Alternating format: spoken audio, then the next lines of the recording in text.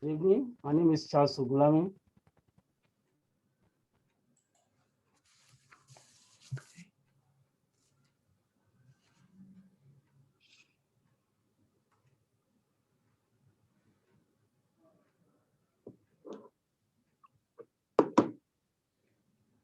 Well, welcome to everyone. We're going to hang on for a few minutes because I think a lot more people are joining, but please feel free to write in the chat and say hello and who you are, and yeah, and then we'll get going shortly.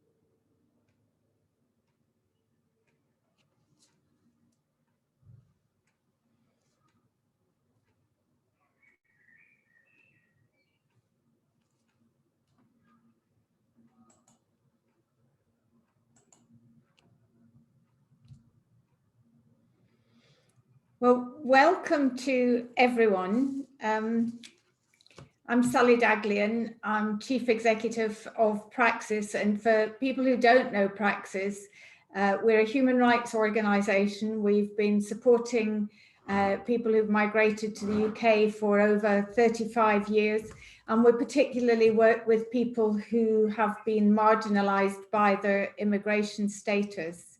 And just a slide you see that we're just sharing is the vision of Praxis. This is the world that we want to see. We want to make sure that people who've migrated to the UK will not be marginalised or mistreated because of their immigration status. And we want people to live safely, free from poverty, discrimination and exclusion, and be treated with compassion and respect. And I think they are all things that we would want for, you know, for ourselves and our friends and families. Before we start, just a little bit of housekeeping. Could everyone make sure that they stay on mute, and to say the event is being recorded. So if anyone doesn't want to be captured inadvertently on camera, then please just stop your video. And as we go through, please feel free to use the chat function to make any comments and then to have questions to the panelists. The main purpose of today is to talk about the fact that thousands of children and families and individuals have no access to any welfare safety net in the UK. And that means that when life's challenges hit them, they are forced into destitution and homelessness. And Praxis has a lot of experience, sadly, of working with people in that position. But before we go on to that and to our panel discussion, and I'm delighted that I can see— Wait, did you say you want me to mute? Osamor, who's one of our panelists, who's the MP and chair of the All Party Parliamentary Group on No Recourse to Public Funds, which is a bit of a mouthful. Before I go on to the detail of that and introduce the rest of our panelists, I wanted just to reflect a little bit on last year and the work of Praxis and Praxis's achievements and the context in which we're working, and to share with you the sort of headlines of our new strategy, which we have been developing over the year in consultation with stakeholders and service users, and which sets out how we are going to try and meet the challenges ahead. And we know there are many of those, and no recourse to public funds is one of the big challenges facing many of our service users.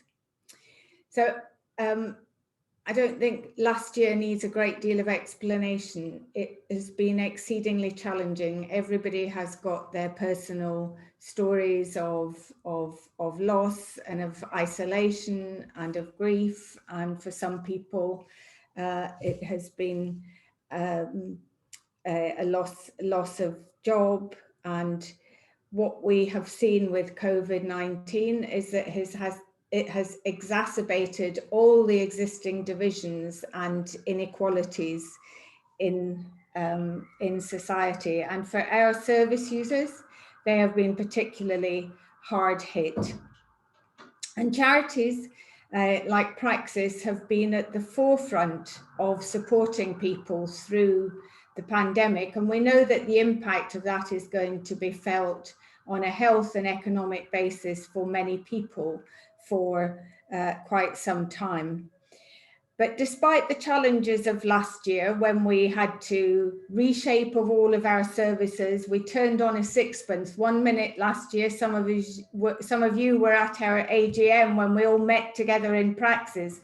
And I think about a week later, we were all working in isolation. We had to improve on our IT skills. We were working from home. We had to make our housing project safe, make sure that people knew how to protect themselves. We set up new projects to support people who were particularly excluded by a lack of access to the internet. And it was great that some of our funders particularly supported us in that. And I think we managed to still have quite an amazing impact. And we've just got a few statistics on a slide that I'm hoping Farzana can put up for me, just to share with you.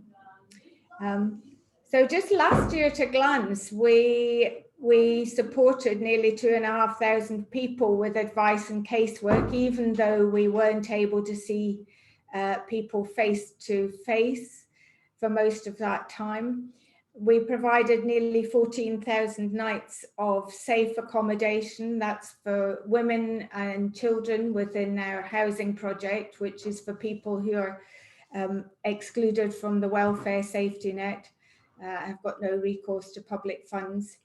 We managed to continue with our group work, again, through the support of funders. We were able to distribute tablets and data. We started meeting online. When we could, we had some outdoors meetings. So we've continued to support people, and people in our groups have also been supporting other people. And I think that's one of the amazing things about Praxis, is the solidarity. So some of our Wings members were volunteering in food banks, for example. And we've been sharing our knowledge. We provided training to more than 400 people in 150 different organizations, because it's really vital that we increase the number of places where people can get advice and support.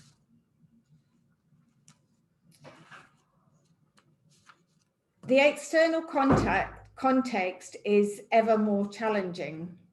So over this last year, as we were working to support people, we were also starting to develop our kind of campaigning and influencing work. And I think supporting our groups in particular to speak out and to try and change the systems that are creating such misery. And despite promises from the Home Office following the Windrush Lessons Learned review, actually what we're promised is more of the same. We're getting more policies and systems that take no account of the impact on individuals and the wider society. The hostile environment continues. We're seeing more people affected as Brexit begins to bite. We're finding young EU citizens being detained sometimes on arrival in the UK. And from the end of June, more people are going to face becoming undocumented and out of the system if they haven't managed to complete the registration as an EU citizen. And the new immigration plan promises more misery, a system that will judge an individual's need for international protection, for asylum, by the route that they take to come to the UK. And people fleeing conflict and persecution do not have a choice of routes. And in any case, all governments, and including the British government, seek ways to thwart people's attempts to arrive. So we're going to see fewer rights for people, more people pushed out of the system.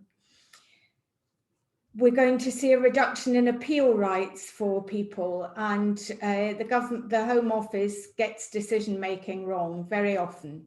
And that's why people go to appeal. And thank goodness they have the opportunity to appeal. But instead of fixing the system, the Home Office blames the activist lawyers. So there's a lot wrong that needs to be fixed. And without changing the system overall, we are just putting sticking plasters on. So Praxis's new strategy, which I'm only going to touch on very quickly, if Farzana could kindly share the slide, because I can't talk and share my screen at the same time. These are the things that we want to do over the next 5 years. We want to continue to deliver expert holistic services. Individuals need help in the face of this difficult system. People have to be helped to find routes out of destitution and to be able to live safely. But we want to expand our training program. We want more people to be in a position to offer good services and help to individuals that need it. And we want to build on our strategic partnerships and alliances to make sure that there are more services. And one of the, I think, real successes of our last strategy has been building those alliances, particularly with people in the homelessness sector. And we've been able to help hundreds more people who have been living sometimes on the streets for very many years, because wherever they tried to seek help, nobody could help them. And simply they were told they had no rights and they had no recourse to public funds. So lastly, I think the big change in our strategy is that we want to create more systemic change through campaigning and influencing. We want to invest in the campaigning work. And people with lived experience of the immigration system will be the driving force and at the heart of this work. And in a way, I think today's event is launching our new strategy by demonstration. So we're here today to focus on the issue at the heart of our first planned and public campaign, which is against the way the no recourse to public funds condition is used. And this campaign is co-produced with experts by experience, members of the Praxis No Recourse to Public Funds Action Group, two of whom are here today, Esther, I can see, and Estelle. Along with Kate Osamor, who's the MP for Edmonton and the chair of the All Party Parliamentary Group on No Recourse to Public Funds. But just very briefly, I'm going to remind people what no recourse to public funds means, because it's a phrase that those people in the know what it is, and it's utterly meaningless to anyone, I think, outside of our sector or our communities. It's a visa condition that prevents people from accessing any welfare, social support, regardless of the circumstances they find themselves in. So during COVID, we have people who are here quite legally, working, paying their taxes, became ill, lost their job, no access to the welfare support system. It has a particular effect on women. There are more women and children who are pushed into absolute poverty and struggling to survive. This policy leaves children hungry, and it reinforces existing structural inequalities. And this isn't a chance outcome. This isn't a chance outcome of a policy. This is a deliberate policy which has been created by government. And we know that there are estimates that up to 2 million people in the UK are deprived of that safety net. And we see the consequences every day in our housing project, in our casework, in the people that we work with. But numbers don't tell the story. So I want to turn to our panel. And it's my pleasure to welcome Esther, Estelle, and Kate. First of all, I'm going to turn to Esther and Estelle. They're both they're both activists for migrant rights. Esther is also a mother of 4. She's a member of our campaign action group and part of our Wings group. She's spoken out on issues around no recourse to public funds in other settings, recently at a Sustain event, which was looking at food poverty and food insecurity. And Estelle's a young activist for migrant rights and also a member of our Brighter Futures group. And they campaign on the challenges that they face as young people from migrant backgrounds. And she recently spoke at a House of Lords committee on COVID-19 about the support needed for young migrants, including the need to put an end to the no recourse policy. So, Esther, can I ask you to go first? What, in your experience, what do you think? And I know you're not here to talk about your personal experience, but the experience of the women and mothers that you know. What experience do you think no recourse to public funds has on people's lives and the lives of children, including the lives of children? Thank you, Sally, and good evening to everybody. No recourse to public fund is a big stigma, is a label. And when you talk about no recourse to public fund, you're talking about how it affects people with housing, how it affects people with work.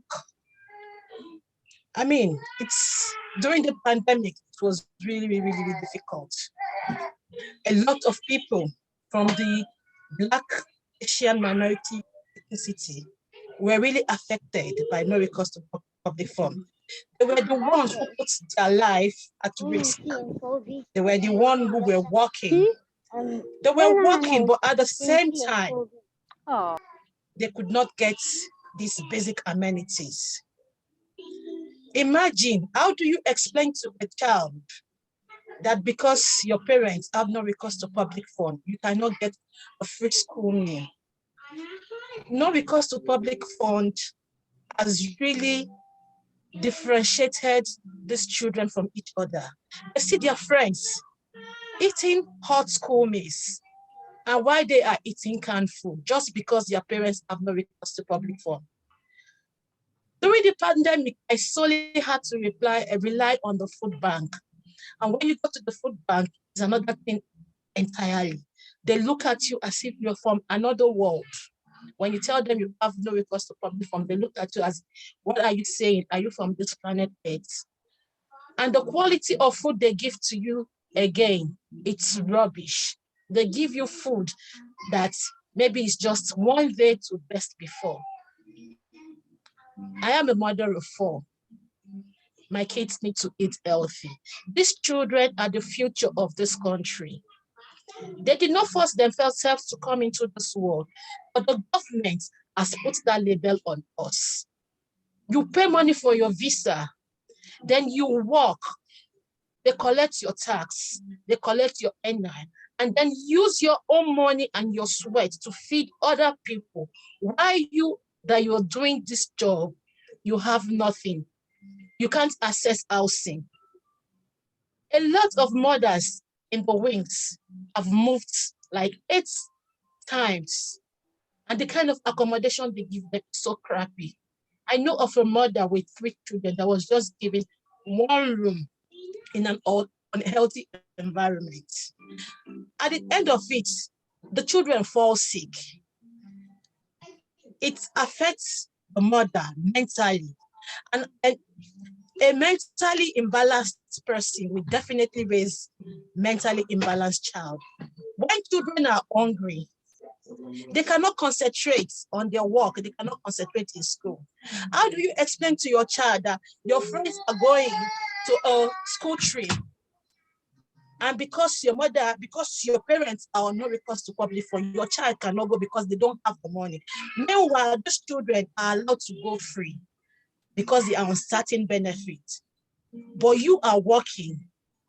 And when it comes to housing, you now need to go and rent. Before you can get a decent 2 or 3 bedroom flat, you are talking about 1,500, 1,008. And you are working, you need to work 2, 3 jobs. It affected a lot of people in the sense that people that were going through domestic violence, they had to stay with their partner, because if they leave, the council cannot do anything for them. They remain in this abusive relationship.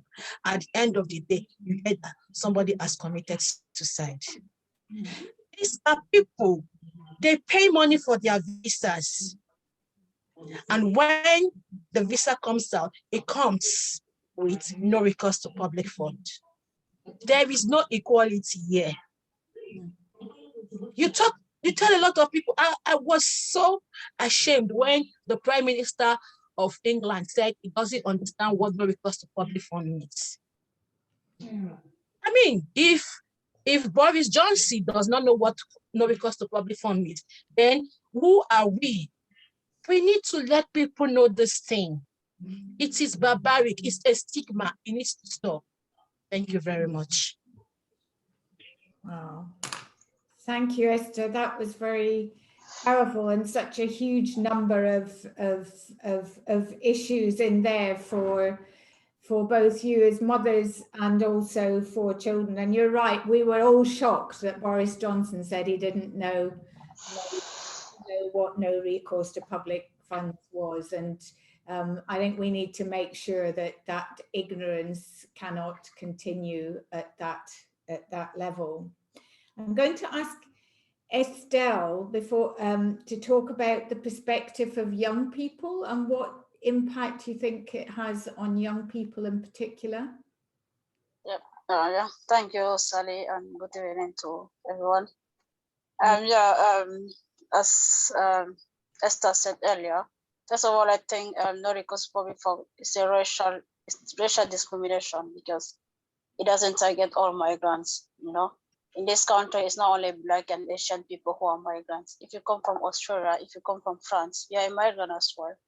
So it's not right that someone who comes from France or from Australia is allowed to have public funds, and someone who comes from Africa or from Russia is not allowed to have recourse to public funds. So first of all, that is racial discrimination. And also, how does it affect young migrants? First of all, I'll start maybe with asylum seekers. When you apply asylum and you are given your ARC card, it's written there on board, no public funds. There is a lot of asylum seekers. There's a lot of young asylum seekers. They are surfing in people's accommodation. They are forced to live sexual abuse. There's a lot of lesbian young women who are sometimes forced to live with men because they have to be somewhere to sleep. Sometimes they even apply for accommodation to the home office. They don't give them. Sometimes you go to the GP, it says everyone is allowed to healthcare, but it's not true. It's not true. When you go to the GP, sometimes when you don't have an address, they don't accept you to register, and that's not fair. So it does, and it leads everyone to mental health. Also, there's education. There's a lot of children, they come here, they are maybe 2 years, 3 years. They are young. Some of them, they don't even know that they are undocumented. They go to school. When they have to go to university, sometimes that's when they discover that they are different from other people. They can't access education. They can't not go to the university. Why? It's not fair. Everyone in this country, if you're in this country, you have to write, the right has to be the same for everyone. If A has the right to do this, B should have the right as well to do this. It's not that if you're not British, you cannot have access to this or that. That's not fair, because these parents, we or their parents, they pay taxes, as Esther said. They are the one working, they pay a lot of taxes, and they pay a lot of money to renew their visas, and pay a lot of visa fee, pay a lot of NHS fees. Why? And why is it that children cannot have access to public fund, or young people cannot have access to public fund, or cannot go to university? So it's not fair. That's a system really which has to end, because it affects young people, it affects everyone a lot. It affects people a lot. Sometimes you see young people, they are outside, the way they behave, but sometimes it's not always their fault. It's from the history of this country. It's how they are treated. Because when you realize that you are not the same as your classmate, as Esther said, you don't have the same possibilities as your classmate. Someone is going for field trip, you cannot go. That's not right. Whereas you're in the same country. And your parents sometimes cannot even explain to you, because they don't also want to traumatize you. Not because they want to hurt you. Sometimes just that they don't want to traumatize you, they don't want to hurt you. But at a certain age, you're gonna understand. So honestly, no recourse public fund has to be abolished. Thank you. Okay. Well said. Well said. I think that was very powerful. I'm going to ask you, Kate, to come in and tell us from your perspective as an MP and as the chair of the All Party Parliamentary Group. What's your experience of constituents living with no recourse to public funds? Thank you so much, Sally. I hope you can hear me. I've got headphones on, haven't you? Okay, excellent. I just want to first say thank you to Esther and to Estelle for your powerful testimonies, and for you telling us about your living experience. And it sounds, and I know from the experience that I've been told through my constituents, that it is like hell, and COVID has only exacerbated that issue. Many people come to this country and work really hard and provide for their family, but because of COVID lost their jobs, and then realized the impact of having no recourse to public funds, stamped on their passport in some cases, and meant that they couldn't get a job, and they also were unwell, and on top of that, they couldn't even access any support from the state. So thank you for what you've said today, both Esther and Estelle. And I just want to pay tribute to Praxis for all the brilliant work that you do, providing, life-changing support for migrants. You showed us in your first slides, regardless of COVID, regardless of us working from home, you've still been able to support. I think you supported up to over nearly 2,400 people. I wrote the figures down. So thank you for that. Thank you for being that lifeline for so many people. And as you rightfully said, and as you all know, that the work still continues. Just because of COVID, because we're working at home, people might think we've got our feet up. Far from it. If anything, we're working even harder, because we know so many people are falling through the so-called safety net. And I put that in brackets because, as Estelle rightfully said, not everybody has access to that safety net. And that needs to be shouted from the rooftops. People must never forget the silent voices. But in my role as a member of parliament, I get, regardless of COVID, I get a continuous stream of constituents who come to my office asking for assistance because they have no recourse to public funds condition attached to their status. and the impact that has on their children, who in many cases are born here, are British children, but because of their parents' immigration status, they are denied access to what actually legally they have a right to. But because of all the blockages that are put in place, whether it's around housing, whether it's around education, whether it's around actual just getting universal credit, whatever it may be, a lot of these barriers are put in front of the mothers. And as Estelle rightfully said, disproportionately, the mothers or the women that are affected by no recourse to public funds are Black or Asian women. So women of colour are more likely to have this condition attached to their status.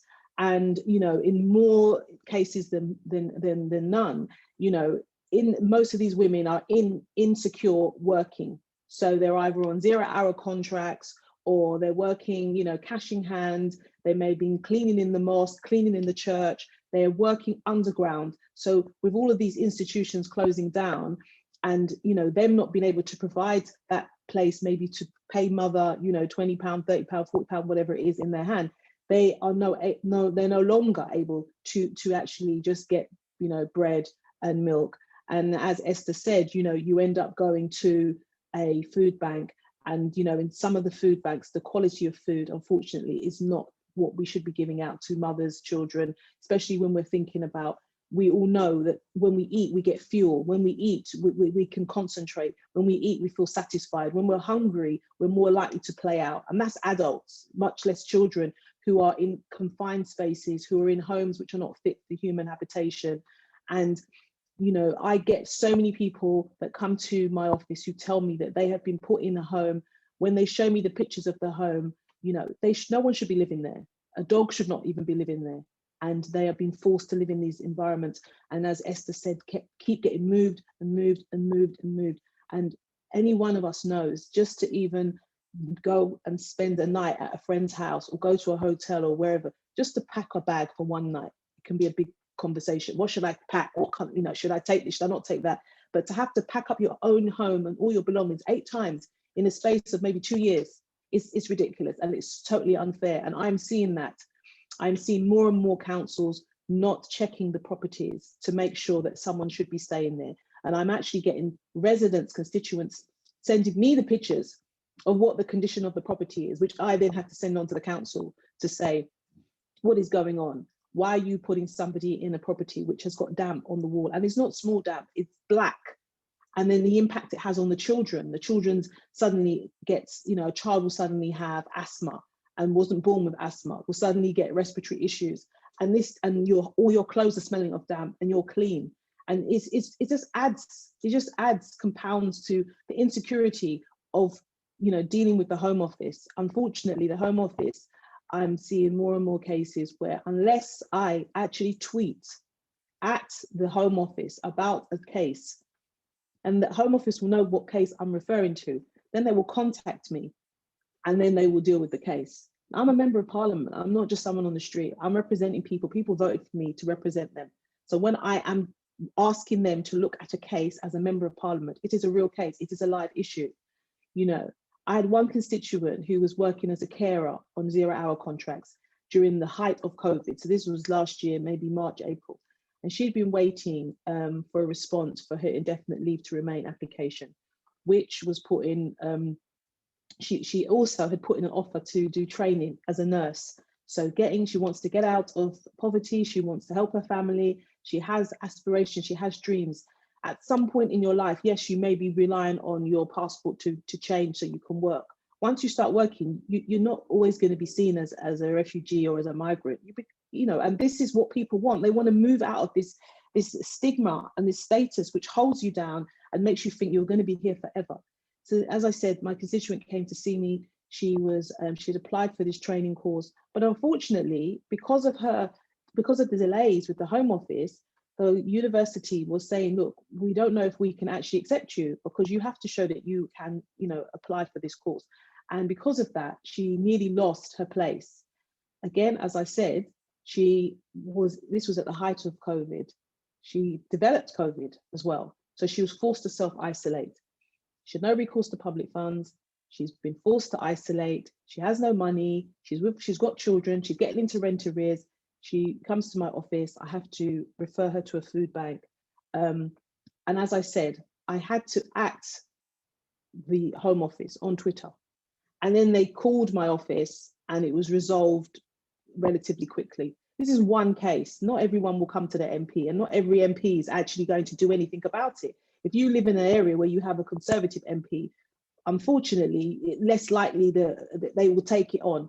I am a Black woman and I'm a Labour MP and I grew up in Tottenham. So I am going to always help women that look like me, sound like me, and I understand where they're coming from. And just because at one point in their life, they are relying on me or relying on the Home Office, once they fly and they're gone, they don't need me again. And that's what I want. I want to enable people so they can get on with their life, so they're not stuck in this position, which unfortunately is hostile, unfortunately is racist, and more importantly, it's affecting women. And if women are affected, they're the head of the household. If they're not happy, no one's going to be happy in the house. And we can't have that. We can't have upset mum, because mum's upset, everyone's upset in the house, you know? But as you rightfully said, Sally, you know, that the Home Office is just, you know, running with this hostile environment. It's going to impact more and more people. I'm really worried for the EU nationals as well, because if they can do what they did to the Windrush generation, we know what they can do to anybody else, which is, you know, really, really worrying for me. But what I really want to say is that it's important that MPs feel that they have as much information as possible about what NRPF means. And that's one of the reasons why I set up the All Party Group. Next month, we're going to have our AGM. We have a Conservative MP that is prepared to be part of it, which is very good. So we needed that. But it's one of the elder MPs. So of course, he understands the importance of all party groups, and it's important that we have it functioning.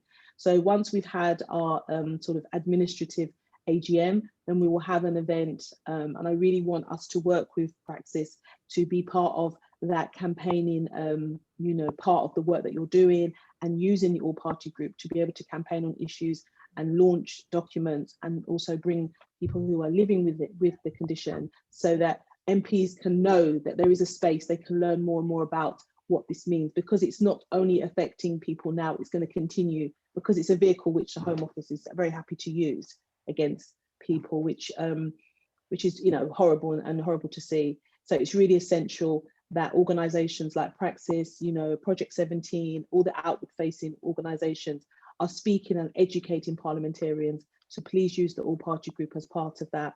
But it's clear that, you know, our ultimate goal has to be to, you know, abolish NRPF, and it's going to be an uphill struggle with this government in power. But, you know, we have some courageous people out there who are fighting. We've got the 5-year-old boy that's taken the Home Office to court over the discriminatory nature of NRPF. We saw the scenes in Glasgow last week where, you know, local residents came out to support and help a detained young man. But, you know, fundamentally, thousands of people around the country, you know, are willing to stand up for migrants, and we need to make sure that they know that there is a place for them to come and get the information so they can educate their neighbours. We must harness that energy. It is there. And I just want to say again, thank you to Esther, thank you to Estelle, and thank you to Praxis for inviting me here today. And I look forward to working with you all. Thank you. No, thank you, Kate. I think we've had some really powerful testimony from Esther and Estelle about the impact on daily life, on health and the mental health of children, about the limitations, the hunger, the indignity, and we, you know, it's great that there is now a parliamentary group, and that you've managed to create an all-party parliamentary group, which it has to be. And I think the big challenge is, how do we create change when we have got a majority government? Are we just working for the long term? Estelle, what do you think people can do to help you in the campaign? What are the things that we can do? Because it's going to be an uphill. Okay. Thank you very much. What we want people to do, we know Rome was not built in a day. The journey of 1,000 miles begins with a step. Write to your MP. Let them get involved. We cannot do this on our own. Thank God for organizations like Praxis, where we are under them. I remember during the pandemic when my children, a lot of children were excluded from the digital inclusion. Praxis came forward and they gave each member a laptop and some tablets so that the children could further their education because they were excluded from church. So please write your MPs. When our campaigns come out next month, support the campaign. Together we can. We are in this together and we can do it. But as individuals, our voices will not be heard. But we have charities and organizations like Praxis. We have MPs backing us. Then we are solid. And they will know that, yes, we mean business. So support us, support our campaign, write to the MPs. Thank you. Thank you, Esther. So I'll just add by saying there is a petition which is going on to end the no recourse to public fund. So please let us all sign the petition. And also, I believe that, as the MP just said, there's a lot of people outside who want to support migrants. There's a lot of people outside who want to help migrants, but they are not aware. We saw an example in Glasgow, what happened in Glasgow when an Indian guy was detained by the immigration enforcement. People came out, people who didn't even know him, they came out to support him. So let us educate anyone who is near us. There's a lot of people there who doesn't know what no recourse to public fund is. Let's educate that big population who doesn't know what it is. And only together we will be able to fight against that no recourse to public fund. Thank you. I think that's a great rallying cry, education, education. And I think we have to get all of the people who care, all of the people who are affected, but also organizations. We need to see, local authorities doing more, other charities not in the migrant sector, many of whom are getting more aware of the issues. We've got good allies in the homelessness sector. I was really interested to know that the COSLA, which is the Convention of Scottish Local Authorities, and the Scottish Government have got a strategy to end destitution within the next 3 years. So maybe we could do some learning from Scotland as well. But I think the majority of people in the UK actually don't know anything about this. They don't know what's happening to people. They don't know about the injustices and the indignity. And I know there are lots of people here who are working on this issue, other organisations that we work together with. And I'd like to particularly thank, because she's right in the middle of my screen at the moment, Tanya Bronstein, who's here from Trust for London, because Trust for London are supporting us, funding us to do this campaigning work with their action group. So thank you for that. And I think it's really brilliant that more and more funders are also becoming aware of these hidden injustices that are affecting thousands of people.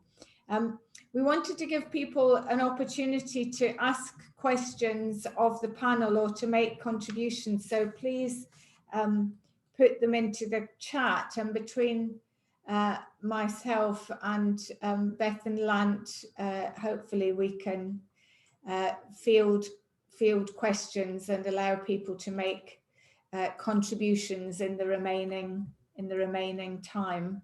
Yes, we have a question here for Kate Osamor, which says, you've mentioned there are thousands of people willing to stand up for migrants, and Esther's called for a strike to MPs. Can you tell us about the group of MPs that are with you on the All Party Group? Are they working because of their constituents, or are some of them independently leading on this issue? It's a very good question. The MPs who are involved with the All Party Group, the majority of them are aware of it because they're either Scottish MPs or they have constituents who have come to their office and have raised this issue. And because of that, it's made them want to learn more about it. So it's really depending on the demographic, where they're actually, as an MP, where they're based. I think Scotland are much more advanced in that respect, so their MPs are a lot more aware of it. And also the other MPs which are part of it are because, you know, again, constituents have come forward, and because of that, they've seen the injustice and they've wanting to be part of the All Party Group. So again, it's like what we've been saying, a lot of people are not aware, and once they are aware, they are incensed that you know, children and mothers and families are being treated in this way. It's they feel it's very barbaric, and it doesn't make any sense, because these women in the main, it's women, and these families, they're not criminals, they've not done anything wrong, so they don't understand how is this possible. When I first met up with Project 17, and they had done a report on through the children's eyes of what it was like for mother, you know, to be questioned by, you know, the council or whoever the authority was. And when I did the adjournment debate, which was a debate which I just spoke to the minister, it took forever, first and foremost, for a minister to actually decide who was going to respond, because it covered so many areas. There was education, there was housing, there was the Home Office. It took forever, and in the end, I actually got an education minister to respond, which wasn't enough. It wasn't adequate. But the main point of it at the end was the speaker, and she is deputy speaker. Sorry, she represents a constituency in Essex, and she spoke to me afterwards and said, "Kate, is this really happening? Are you telling me there are people that are having to sleep in the hospital reception because they've got nowhere to stay overnight with their children, and the children have got to go to school? I didn't know this was happening. This was a Conservative." So why I say there are thousands of people, I say that because in their heart there is thousands of people. Once they know about it, they will be on the right side. And I think that's what we must remember, is that once people are told what is going on, they will not say this is correct. They will believe it. They will actually stand up for the families. And I think we need to remember that and hold on to that when we're, you know, going forward. Yeah, that's cause for optimism in what's very gloomy environment. And I just wanted to add also, the Conservatives during COVID, they took everyone off the streets. I mean, the Conservative Party, they actually said that no one's allowed to sleep out, no one was allowed to be rough, to be a rough sleeper, sorry. So they can do it when they want to. And I think we just need to remember that and remind them of that as well, that it was possible. We have a question for Esther and Estelle, which says, "It's very brave of you to speak out against these injustices. What has motivated you to do this, to start campaigning publicly, and what gives you the strength to do so?" Thank you. Thank you for the question. So I have to start. I'll say what has motivated us is your lived experience. You know, we are still living the experience. I personally, I am still living the experience. You know, so I think I have, for me, and when you are in such groups like Praxis, who are always there for you, for me, I also have to fight for those who are going to come behind me, and for those who are also suffering. There's a lot of people there who are suffering because of the recourse public fund, but not everyone can be an activist. Not everyone can fight. So that's what has given me that strength to start fighting for the right, because I believe we are all human. At the end, we are all human, conservative or anything. So if we fight the right way, decisions can be changed. Thank you. Okay, thank you for that. And there's another question for Kate Osamor. Another speaker has raised the issue of immigration fees and the immigration health surcharge, which they say is another huge injustice when it comes to migrants. And is there anything which MPs are doing to tackle that particular issue? I think it's an ongoing issue which we all, when I say we all, those of us on the right side of this issue, know it's unfair that there is so much money that is expected of people who can't even work. So you just think, well, where are they supposed to get all this money from?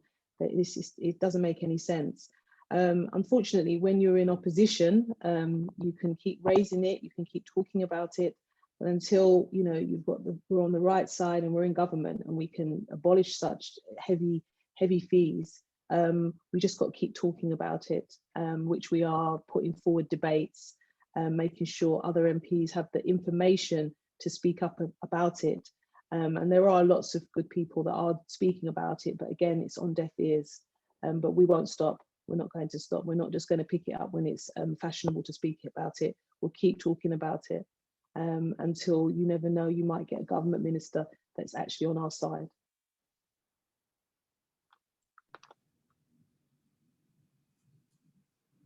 We do have another question for you, Kate. I'm sorry, there's a lot aimed at you this evening.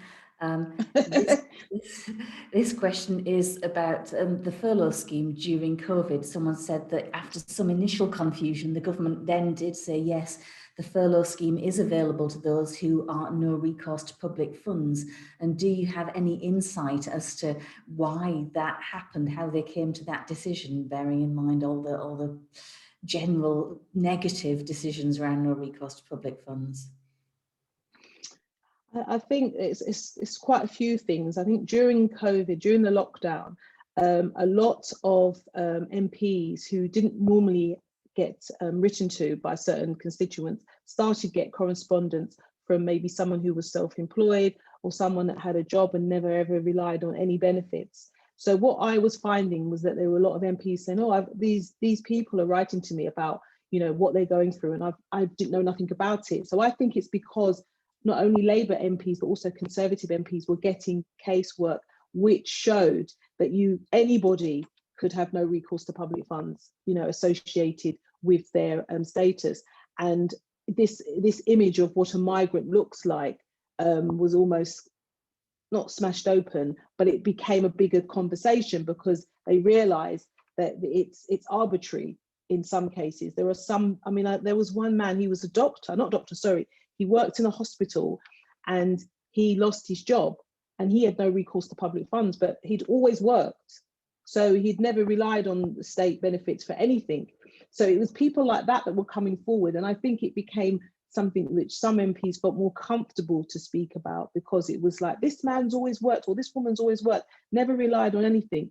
Children have never needed anything off the state. I think the conversation started to change during COVID. And because of that, maybe the lobbying was not only from one side. And when I say one side, I mean, you know, a left-wing MP talking about migrants as opposed to a Conservative MP talking about migrants is slightly different. And I understand that. And that's why we do need to come together. And that's why, as Sally said, you know, an all-party group has to be a cross-party or a group. It can't just be one side. Otherwise, it will not go ahead. So I think the reason things have changed is because more people are starting to understand. And when I say more people, I mean more MPs are starting to understand what no recourse to public funds is and who could suddenly be in that, you know, be captured underneath that banner. But I can't actually answer why they suddenly changed and why they recanted, as in the government. But I can only assume it's because the people that were lobbying the government started sounding different and looking different. And I think that's what helped. It's just my job now is to find out who those people are and bring them on board when we, as an all-party group, which would be really helpful, really powerful. Okay, great. Do we have any more questions? No. Okay. What do you think about the way this issue in migrant communities more broadly are portrayed in the media? What should be improved so there's better awareness of this issue? And that's again for Estelle and Esther. So it's about migrant communities and how they're portrayed in the media.